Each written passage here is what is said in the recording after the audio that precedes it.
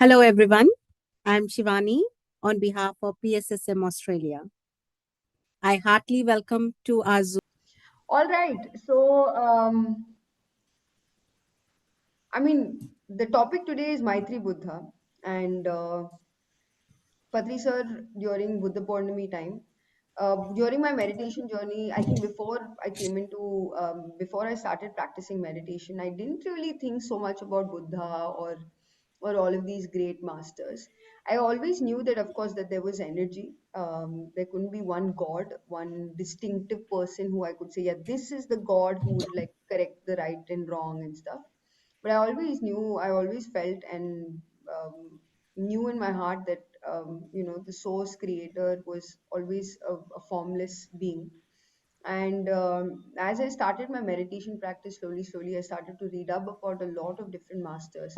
I realized that the one that I resonated with the most, I think maybe it has something to do with my previous incarnations as well, um, was where I would read about monks who practiced Buddhism in some form or the other.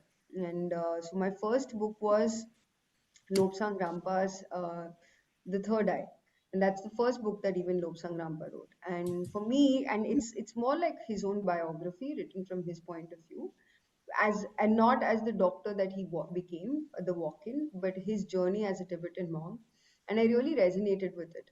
And the story that I know of Gautam Buddha, Siddharth, is I think a journey for all of us. The journey before meditation, the quest of knowing of what exactly life is really about, and then the part where we actually start the practice of meditation, where you have these mini satori moments where you realize, okay, there's something bigger that we weren't aware of till now.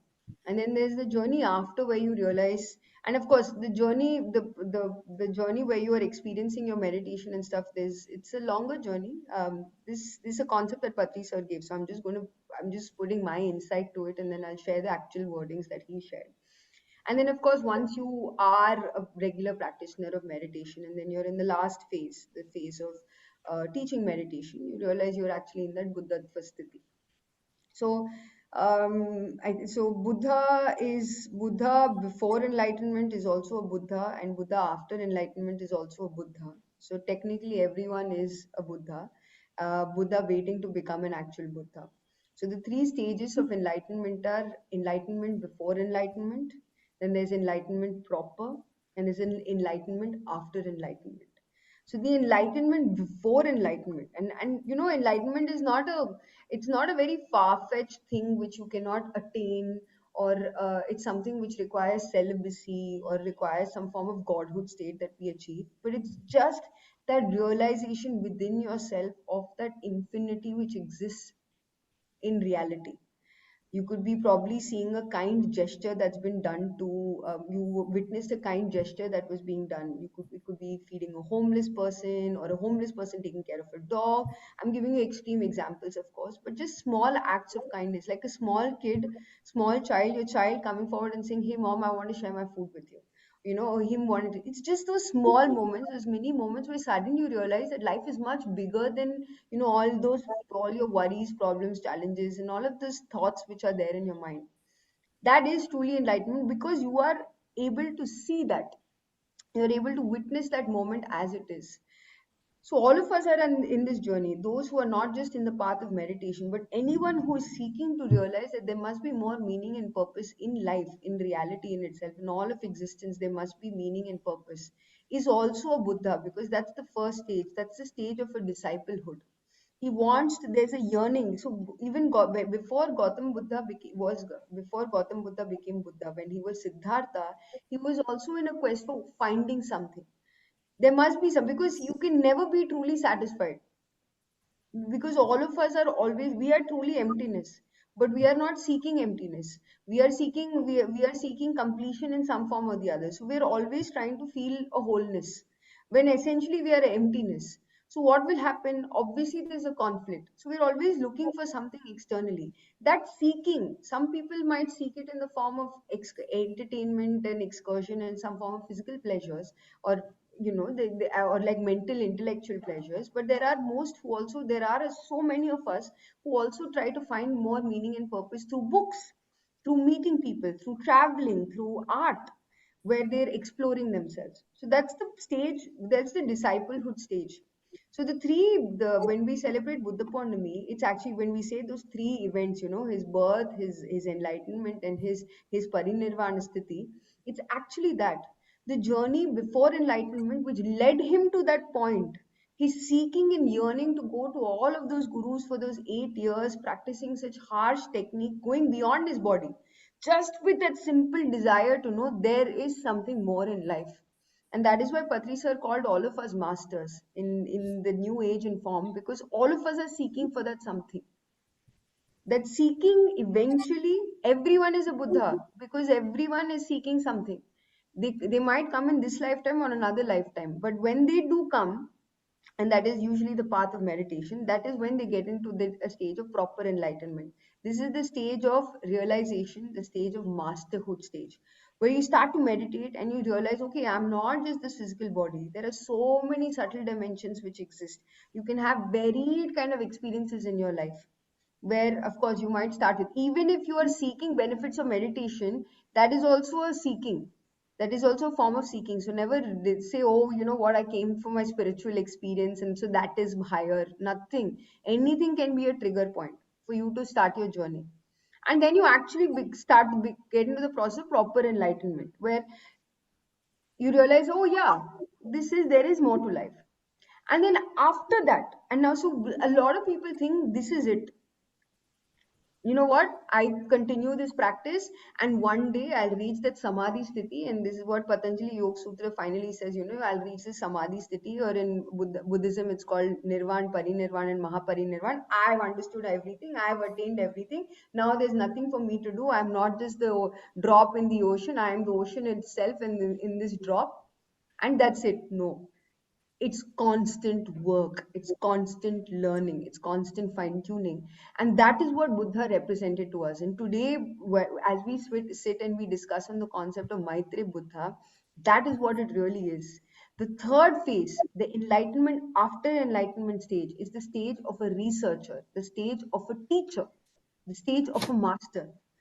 So, we all, as pyramid masters who have incarnated on this planet Earth today, right now, who are seeking to want to teach meditation to each and every one, are in that stage of constant fine tuning, and are in the stage of a teacher stage, are in the stage of a researcher.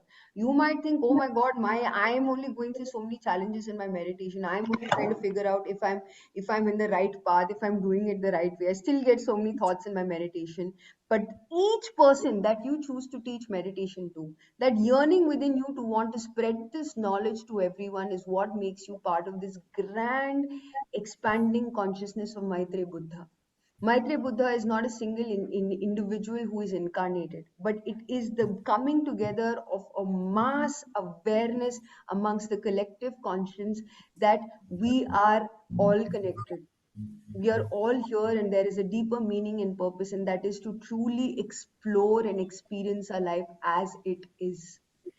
Not trying to change anything, not trying to be anything, but just to experience it as it is. Because, like I started the session, you are emptiness, I am emptiness. Everything is stillness. That's the essential nature. And at that point, when you come into that realization, that's truly joy. Every aspect of your life becomes an adventure. Your own journey with yourself, your own quest to discover yourself more, makes you even more enthusiastic to share it with more people. The more you start to become your own very good friend, you realize the better a friend you are to other people. You cannot be a good friend to others and not be a good friend to yourself, because you'll always feel that lack, because you'll always come from that place of expectation. If you are not your own good friend, can never be a good friend, because you're not coming from a place of wholeness. And so the concept is enlightenment before enlightenment, enlightenment proper, and enlightenment after enlightenment. So with this, I'd like to add another concept, which is, ultimately we realize, okay, you know what, okay, I'm emptiness, you're emptiness, I have to keep on teaching, it's constant work, I काम करते ही रहना है, we got to keep on doing work, and then again, so the concept of work also gets redefined. Today when I say work, let's say for example, if you are coming to this, if I'm doing, let's say I'm working for a pay in a corporate company, in an organization, I call it a salary, right? I call it, and let's say I'm a consultant who's offering my services, it's a fee.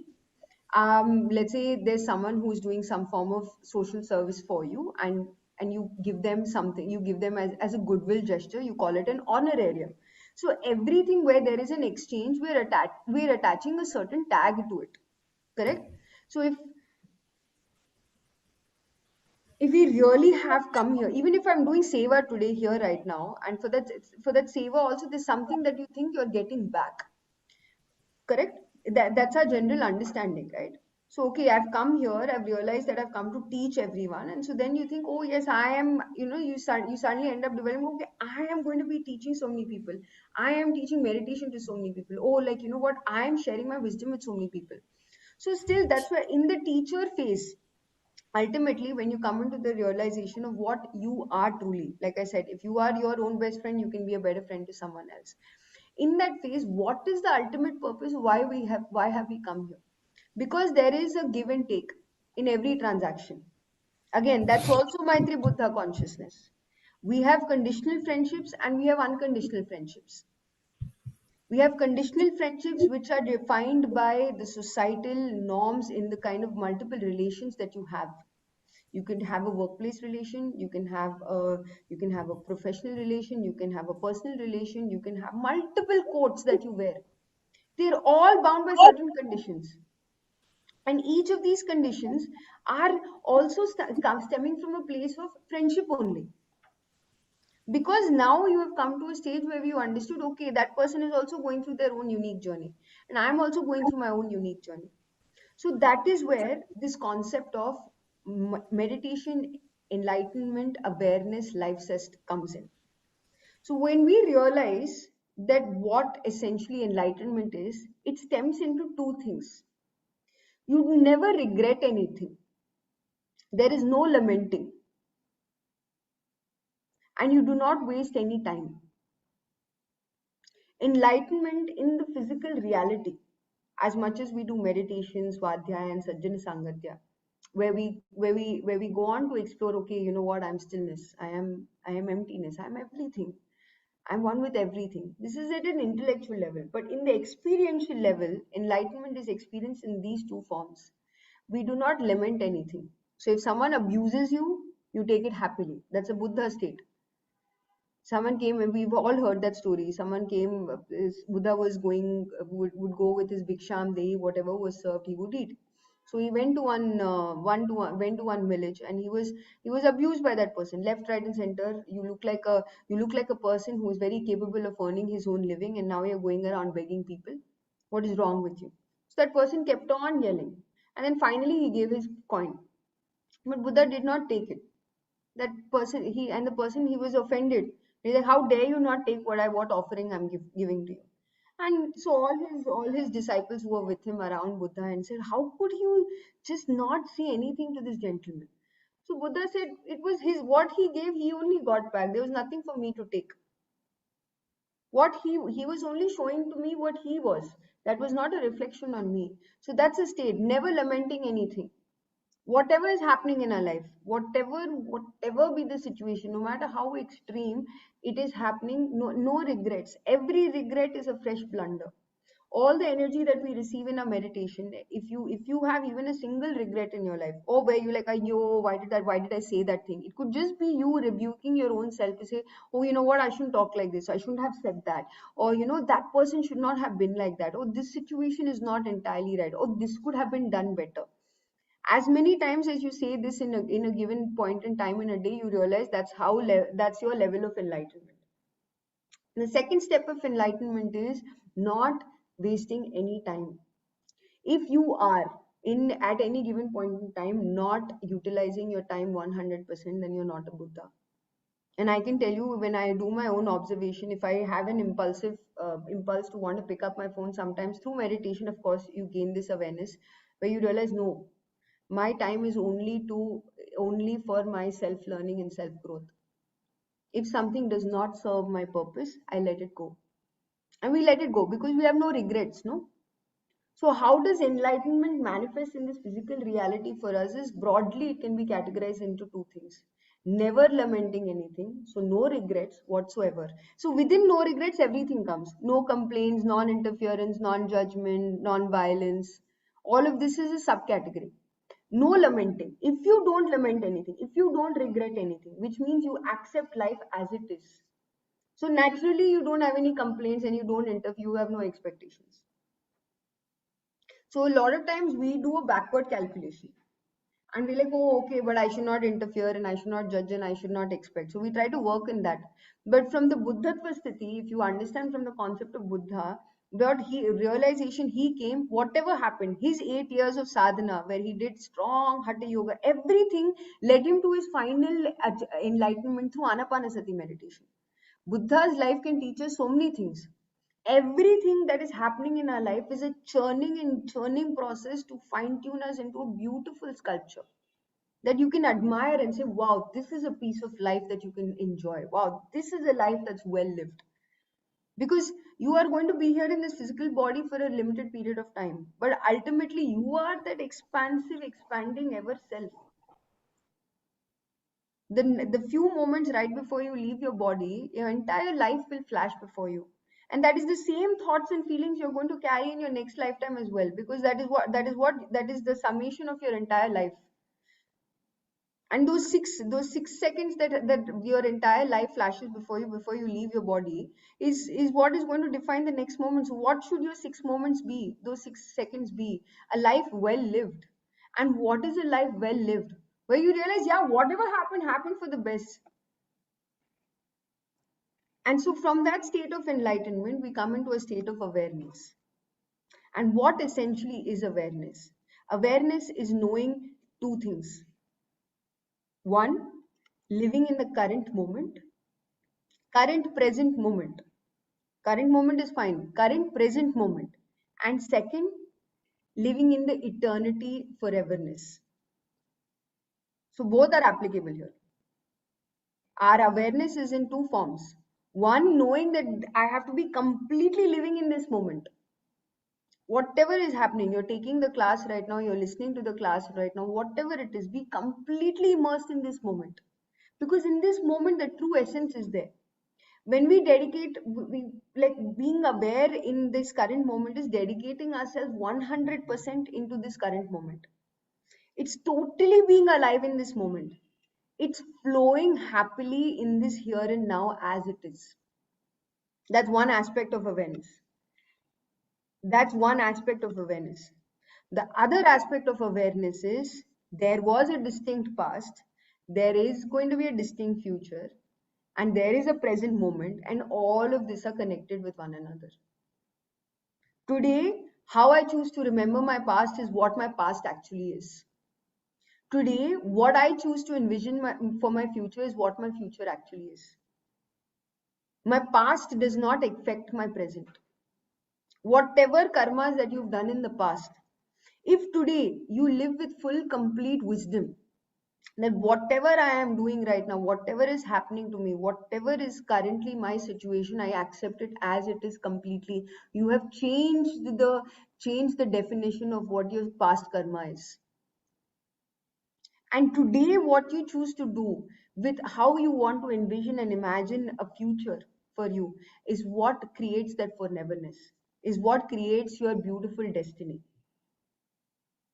So, Buddhatva sthiti, when we come to the state of awareness, so from enlightenment, what we spoke about enlightenment, from enlightenment comes a state of awareness, which is broadly defined into two. Being completely alive in this current moment. That's point number one. And second, living completely in the truth that there is a foreverness, there is an eternity. There is now and there is eternity, and both of them exist simultaneously. So, what will happen? Will you try to rush anything? Will you try to force you've come into meditation, you have experienced so many benefits in meditation, but your husband is not doing it, your partner is not doing it, or your kids are not doing it? So what do? Will you force them and say, Ari, but why are they not doing? So many benefits in meditation are there, but they should do it. No. Instead of yearning for someone else to come in, you accept them as they are, and you're like, yeah, they'll come. No, their journey. I can be my best right now. They'll come in their own time. So you become a perfect parent. You become a perfect partner. You become a perfect friend because you are just there for a person. Without any expectation, you are just there. And see, all of these, as you understand, are qualities of what Maitreya Buddha really stands for. Maitreya Buddha is not this, oh my god, this like bright white light, yellow light, golden light shining from a person and like it's emanating and there's just like there's just silence and bliss and happiness. This is our life. In everyday life, we live the Maitreya Buddha consciousness, where you accept every person as they are. You accept every situation as they are. I can tell you this, the last 3 years, ever since I've been working in PMC Hindi, I've had so many wonderful experiences where my ego has been crushed completely. It's very easy to say, oh yeah, she's the CEO, but like the challenges that come, my ego has been crushed completely. I have become subject to scrutiny of so many people. Everyone is just like, okay, but she should do like this and that should have been done right. And so many people giving their suggestions. Considering each one's opinion, but standing for what I truly believe in and just taking life as it comes. It has been one of my greatest lessons. So if you are in PSSM, please take up a project of your calling. Go and serve that group, which is part of your soul purpose, because that is what enlightenment is. Not just one is enlightenment is one knowing that you are not this body, and the second is going to the group, going to the soul group that you are born in, and to go and serve that group, because you can expand so much. Because ultimately, now that's the fourth stage. So I told you about enlightenment, that's two categories. I told you about awareness. Through enlightenment we get awareness, which is in two categories. And now through awareness, what do we really achieve?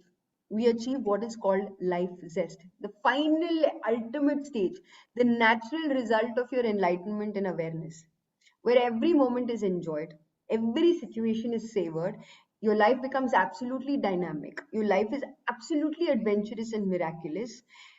Every thought acquires like magnetic power. Every word starts to develop a magnetic power. Every action of yours is a piece of art that is waiting to be like just this beauty. That is Maitreya Buddha consciousness. You know why? Because life zest is in two parts: this passionate maximum giving and this passionate maximum receiving. Even today you can be doing a job before meditation, but after meditation, even if you go for a regular job, after meditation, before meditation, after meditation, if you're a student, before meditation, after meditation, if you are a teacher or a mother or whatever role that you play, you realize a maximum passionate giving and maximum passionate receiving. You want to give, you want to give your you want to give from the space of compassion. You don't think, oh, without any expectation, you want to give because you realize that's what makes you the happiest. And you also are able to equally receive. Receiving is also an equally important state. So I've seen so many times when patrisa where people would come and give patrisa presents and they would be like, okay, Swamiji, we want to give you and stuff. And immediately, you know what sir will do? If he has not bathed at that time or something, he'll go and wear those clothes and he'll show them. He received with so much grace. A lot of times, and I can say that I'm still working on that. So sometimes when you go and take a class and someone appreciates you and says, wow, you've done such a good job and all, sometimes I think I feel a little shy to accept that. Now they are giving with so much compassion, they are with so much affection, whatever they are showering, how openly am I able to receive it? In your life, all your relationships, like I started, all friendships have a give and take. All relationships have a give and take. There are some conditional friendships which are bound by society's rules and regulations, and then there are unconditional friendships. And in both giving and taking, the more enlightened we start to get, the more aware we start to become, the more passionately we start to give and receive, and the more beautifully we are able to enjoy life as it is. So Maitreya Buddha consciousness on earth can be established by all of us by practicing these qualities in our everyday life. We are beyond the Dhammapada concepts of the eightfold truth, four noble truth, the eightfold path. We are beyond that now, because now we've come into meditation. Now we're also teaching meditation. Now we have to see how do we live our lives, to live our lives in a state of maximum passionate giving and maximum passionate receiving in every relationship, because every relationship essentially will come down to only one thing: as good a friend you are to yourself, as good a friend you are to another person. Even your boss can be your friend. He's playing his role perfectly. Even your husband, who could be probably a pain for you sometimes because like he doesn't understand what you're trying to say, or your kids who are not understanding how much effort you're putting to raise them, what all sacrifices you are making for them, whatever it be. In every relationship, whatever you choose to do is a choice that you have made for yourself. And in those choices, you start to refine your emotions. You start to realize, okay, my choices are my choices not because I'm bound to them, but because I want to experience that reality. And when you start to see life from an experiencing from a reality perspective, then beauty unravels, because you're going to keep giving, and whatever comes, you're going to keep receiving, and with so much grace. That's what Maitreya Buddha consciousness stands for. In conditional and unconditional friendship, we live in complete harmony of maximum passionate giving and maximum passionate receiving. So I would like to thank the PSSM Australia team for giving me an opportunity, for giving really for to be able to present this to you, because this is my life purpose. When I write my goals, ever since I've always had this habit of making my yearly goals and targets. What do I want to achieve? And I can say that I've always achieved everything that I've ever wanted. So this, like and I was truly reflecting, and I'm saying, you know what, I'm doing everything, but there is something more. And when I really reflected, and what I truly want is, I want to be a friend to all. What I learned from my father and Patriji, I want to demonstrate that in action. I just want to be friends with everyone on this planet. That's what I really want. And whatever is that's my goal in life, like now my goal in, because I know of course one of the practical, like material goals is to create a platform to teach meditation to the world. So that's one of my goals, like my life goal is to create a platform that teaches meditation. So I'm grateful to Patriji, because now through PMC Hindi we're already reaching out to 5 crore homes, and now to enhance that, so every person in India will become a meditator. And the minute that critical mass has been achieved in India, I know that global will be achieved easily, because there's one Hindi speaking person in every country, every city of the world. We just have to reach that one person. Dhyan Jagat has happened already. I am just seeing how I can be a part of it. And so my part of it is, oh, okay, fine, I can take care of the Hindi project. Yes, that every Hindi person will reach, will meditation will reach. Hook or crook, I will travel the whole world if I have to. I will travel to the remotest city, villages, to make sure that meditation reaches, because I want to be friends with them. I want to learn from them. I want to receive so much from them. I have so much to give. And for igniting, for inspiring me, I want to thank my, yeah, my best friend Patri sir, and my dad actually. uh, I'm so grateful that we in this reality can truly, like, you want to look at someone as an inspiration, and you're like, okay, give me a face or a place, like how do I know that this is a reality, it exists. My dad was one person in my life, he was my best friend, so is my mom, and yeah, and then Patri sir. So I want to thank them for inspiring me, so that I can go and live my purpose and make more friends. So thank you, my dear friends, for giving me this opportunity on this wonderful occasion of Buddha Purnami. And yeah, over to Shivani ma'am. Yes. Yes. Thank you, and thank you so much, ma'am. I'm sure the passion you speak with and the smile. It's not hard for you to make friends, I'm sure. And please don't get emotional, because if you cry, I'll be the first one to start crying with you. I'm that emotional. So and the thing that I got out of this session is truly how we as people underrate ourselves. You made us feel how much we have in us that we do not see, or we are not aware. You said we tend to live in the past, and if one incident happened, we keep on overthinking. We should have said that, we shouldn't have said that, and we live in that past. But just being mere present on this platform and part of this program already make us Buddha before Buddha. So that is the urge to learn more, and being here, we are already Buddha that we are not aware of. And the second thing that made me feel is like, when we are doing meditation, we always think if you are having thought, it's not a good thing.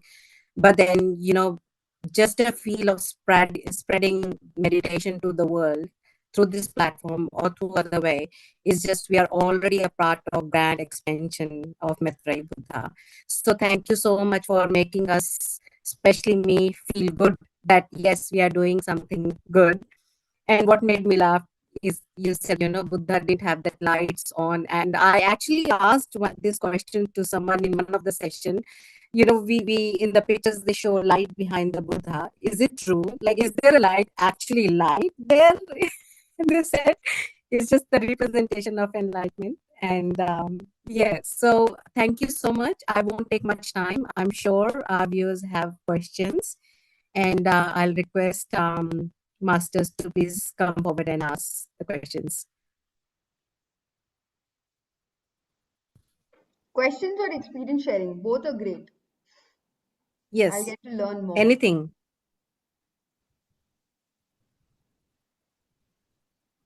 Kalpana ji. Thank you, Shivani. Thank you so much, Alekhya ma'am, for accepting and providing your wisdom to us. Actually, I have both. One is question and one is experience. So, in the meditation, ma'am, before the wisdom session, I had a question because before that you mentioned stillness, right? Emptiness, stillness.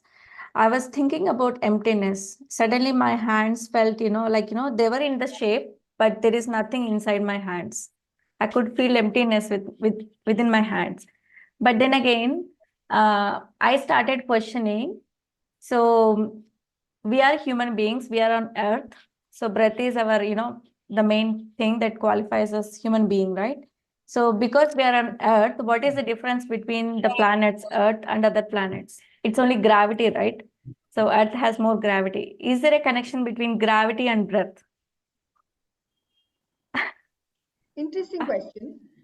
See, I don't have a scientific explanation for this, but I'll share an experience with you for this. This is in 2014. There's a pyramid that we had constructed on top of my house, and it was not inaugurated yet. But I had a dream in the night, and so this pyramid. So the dream was, I was sitting inside this pyramid and I was meditating, and and suddenly I come out of meditation and I step out of the pyramid, and suddenly the pyramid becomes really small and becomes small, and I put it like a locket inside. So this is all I'm observing my dream. So that pyramid becomes a really small locket sized pyramid, and I put that pyramid as a locket in a necklace, and I step out. Now when I step out, where did I step out? I stepped out in this like different, and so this same exercise happened in multiple, like every time I would step out, I would be in a new space. This space, there would be different creatures, not people who I could recognize as humans. Now I could probably call them extraterrestrials, but they were not humans. I met different forms of beings in every time that I would step out. And these beings, each of them, everyone, I was asking the same thing. How do you live? Like on my earth, this is what we do, and we have greenery, and we Mother Earth and nature, and I would explain. So I don't remember much of like my interactions on those or at those points, but I remember in one such, so this place I would meet, They would share something, I would share something, and then I would step back into and I'll take the locket out, I'll put it down, the pyramid would become big, I would sit into the pyramid again and I'll meditate, and again the same thing. I'd step out of the pyramid will become small, I'll be in a new place, new galaxy or dimension, that I don't want to give it names because we tend to like intellectualize the process. So something, I went to, let's say, another planet, and I met those people. There's one, so I remember two things, very distinct things of that dream. One was, I reached a place where the beings didn't have a nose. Okay. So they just had eyes, they didn't have a nose, and their mouth was a little bigger in shape. But they had a long tongue. So my question to them was, on our planet, we do meditation through a breath. How do you do meditation? So then they showed me that there was a process where their tongue can be kept up in a certain way through which they can activate this, the nectar, amrit, what we experience as cosmic energy in our physical body. There's a point at the tip of the tongue, on top of their mouth or whatever cavity, I mean we are calling it mouth, whatever is that cavity, which helps them to channelize that amrit, which whatever they call it, akash ganga or cosmic energy. So that is when first day I realized, okay, so that was one thing I experienced in my meditation. And the second is, of course, another planet where I saw it was full of crystals and stuff. That's not relevant right now. But in this experience, to answer your question, we are experiencing meditation and the breath in our current reality through this shape and form. So that is why for us, we say breath is our guru, right? Now to assume that, now I, like I said, I can't intellectually explain, so we need hydrocarbons, and like, if until and unless there's no water on the planet, we can't really say that life can exist on the planet, right? So there are certain key elements that we look for hydrogen, carbon. The carbon compounds are a very essential aspect for human beings to survive, but that does not mean human beings to survive. That's the underlying thing. On another planet, it could be something else. Where ultimately this shape and form, we know only 0.000000001% of what this infinite reality holds. I was watching a video the other day about black holes, and how, if you want to understand the beginning of time, then maybe you have to enter in and try to get into the black hole to see what these parallel realities are about. So it's quite mind-boggling what science is yet to explore. But from a spiritual scientist perspective, I can tell you, breath is essential for us right now here. But in another galaxy, in another planet, in this another form and being, maybe breath is not the way. Maybe there is another way there. But if you ever get the answer to this question, please tell me, because you're searching for it. I also have had this. Imagine 2014, I had this experience. Then in my dream, I was asking people. So yeah, so I don't know if I answered your question because I don't have an answer, but I have an experience related to that. I shared that with you. Yeah, yeah. Sure. Yeah. Thanks, ma'am. The another question was, you mentioned about regrets, right, ma'am? Hmm. So I do have few regrets. When I recollect that situation, I feel, oh, why did I do like that? So how to overcome that situation? Stop thinking about it. Nothing. You know, you Yeah. don't have to think about it. You are in charge. You say, Mm, okay, done, over. yeah. I mean, there are a lot of permutation combinations. You can go the logical path. I'm a very logical person, okay? Like, I'm a very left brain person because I'm an analyst. I have to think of strategy all the time. I'm always looking to scale up things. So it's very natural for my brain to like see patterns and stuff. So the first thing I ask myself is, can I do anything about it right now? If I can, I should go and do it. Either I apologize to the person, I try to correct it, something, or I can be like, if I can't do anything about it, what can I do right now? There's no point thinking about it, right? And wasting my energy. That's the worst. Past anyway, I cannot correct. Right now, also, I'm wasting my energy. So, Mm, best in such situations, I try to sit in my meditation. And in that meditation time, I really like introspect. I really go deep in my introspection, be like, what could have I done better? And then just come out of it and say, I couldn't have done it better. And if I can, I'll do it right now. So that's how my logical mind works. But I'm not saying that is a method for everyone. Masters, I'm just clarifying. This is just my method for me that works for me. You would probably have your own. But that's why I said, how could you stop overthinking? You just stop overthinking. There's nothing. Everything is a thought away. You are a thought being, ma'am. yeah. You're an energy being, you're a thought being. Everything is a thought. You don't want to think about it, you decide. It all starts with the intent. I don't want to think about it. Whatever I did, I'm not going to repeat again. Give a command to your mind. I'm done with it. Okay, I can't do that. Now I will not do it. Or now I will do better. Whatever be that thing. Switch your thought. We always have a choice in any given moment to have lower frequency emotions or higher frequency emotions. Lower frequency emotions are emotions which are born out of regret, anger, frustration, jealousy, all of those things. And there are higher frequency emotions of compassionate, of affection, of care, concern. Your choice in that moment. You are choosing to think that thought, right? So who will choose? You only have to choose to not think about that thought. And so it's that simple. Yep. It really is that simple. So we think, oh Yes. my Yes. God, overthinking is a problem. It's not a problem, it's a choice. Everything is a choice in our life. Yep. I agree, ma'am. Thank you so much. Thank Thank you you. for the time. Yes. Thank you for the question, Kalpana. And what I think about the same thing to avoid overthinking is we always do or act as per the best knowledge we have at the moment. Maybe in the past you were not aware what is right and wrong. You're better aware now. And like ma'am said, you can always, go back and do the correction if you can. And if it's not under your control, just let it go. And that's it. So thank you.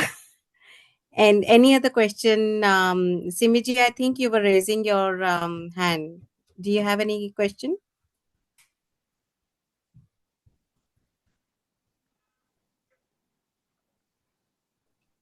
Any other master for any experience sharing or any question, please, or any gratitude?